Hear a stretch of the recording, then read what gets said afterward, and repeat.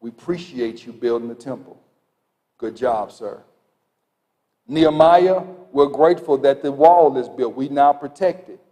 Amen. Walls.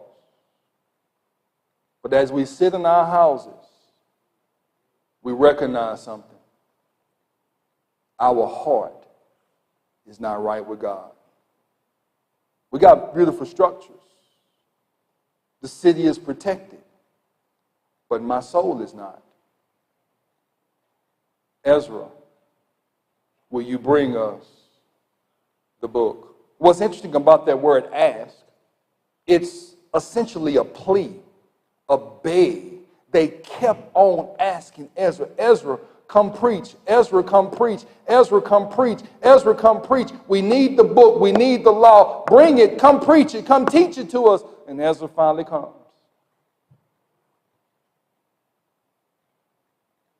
And here is a people who evidently has a penitent heart, because it is in this moment, it is in this moment, it is in this moment they actually want to hear what God has to say.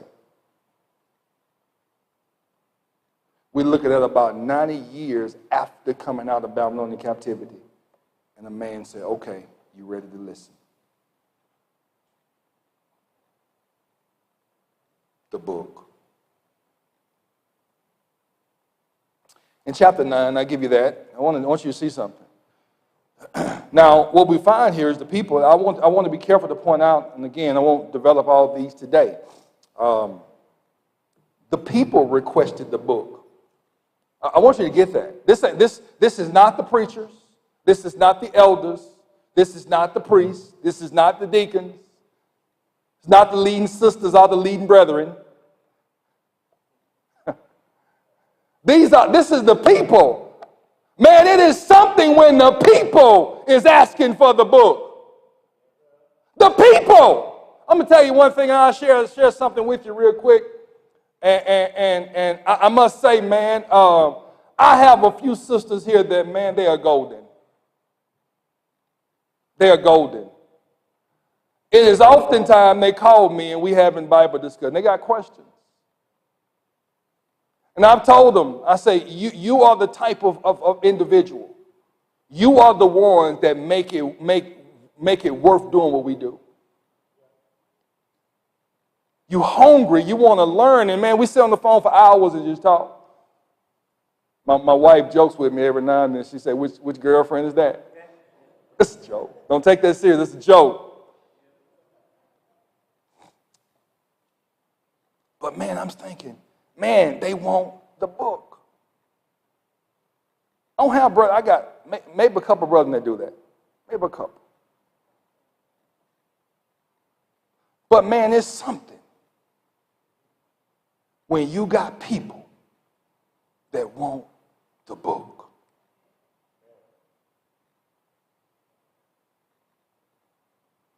They asked for it. Give us more. Give it to us. They received it. When they got it, they bowed in worship. We read that. But let's look at chapter 9. I want to see something. I got to come to a close. We're going to deal more with this chapter in this section. In chapter 9, verse 1, listen, it says, now on the 24th day of this month, the sons of Israel assembled with fasting in sackcloth and with dirt upon them. The text says, the descendants, this is all the people, the descendants of Israel, the text says, separated themselves from all foreigners and stood and confessed their sins and their iniquities of their fathers.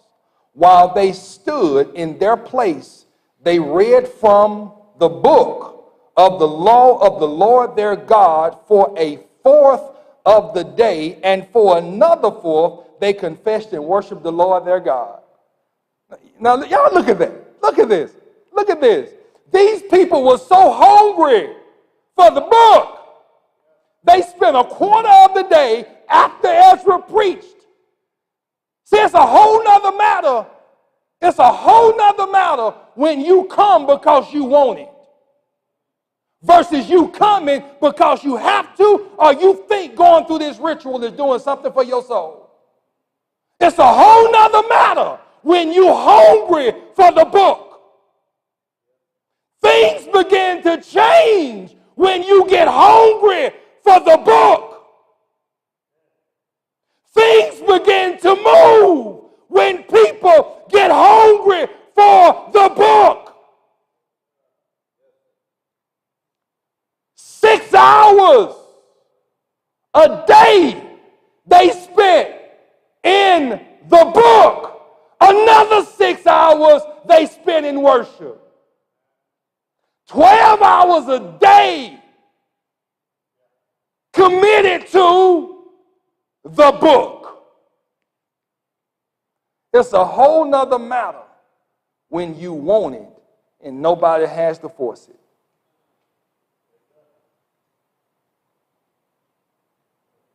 Temple done. Wall done. The structure is beautiful.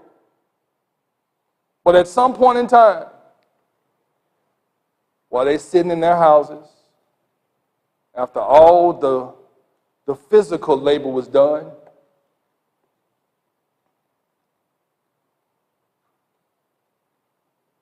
they recognize that I am a man undone.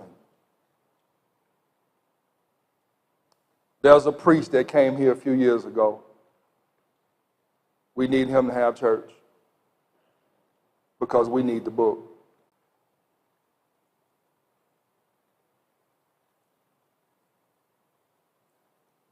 In our context, just briefly and just quickly, nothing moves, nothing is produced by God without the book. Share this thought with you and this principle with you before.